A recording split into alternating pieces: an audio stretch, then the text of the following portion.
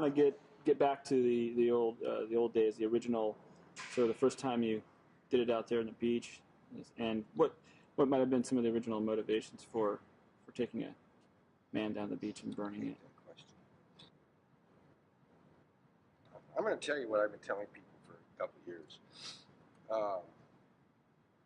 That our motivations, that my motivations weren't particularly unique. Because people ask that question, and they think that they will find in my motive the germ of the meaning of the whole enterprise. And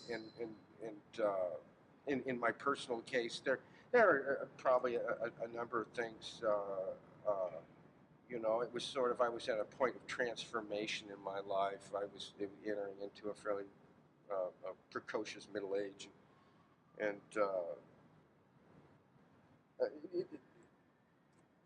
I was getting over of course, most famously among journalists, I was getting over a 3-year heartbreak over a love affair.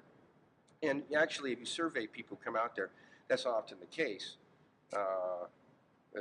Oftentimes they come out because they're ready for some great change in their life, or experiencing some forced transformation in the midst of some kind of crisis. You know, those are very common, ordinary motives. But I think more significant is the fact of what happened after we set fire to it, not why we lit it. It's a distinction. When we set fire to it, people from all over the beach, far down the Strand, came running to the dark, appeared out of nowhere, suddenly surrounded us. There was a hippie who started playing the guitar. I think he had his pants on top of his head. And suddenly we were joined by this sudden crowd of people, and everyone felt this solid sense of fellowship, you know, as they regarded this man, this figure that in some crude way looked just like themselves, and was burning against this cosmic vista behind him.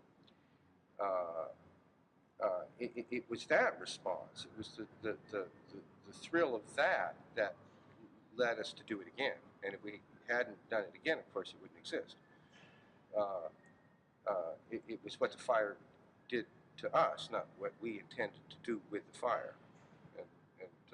And that's probably the most relevant fact of that whole first experience.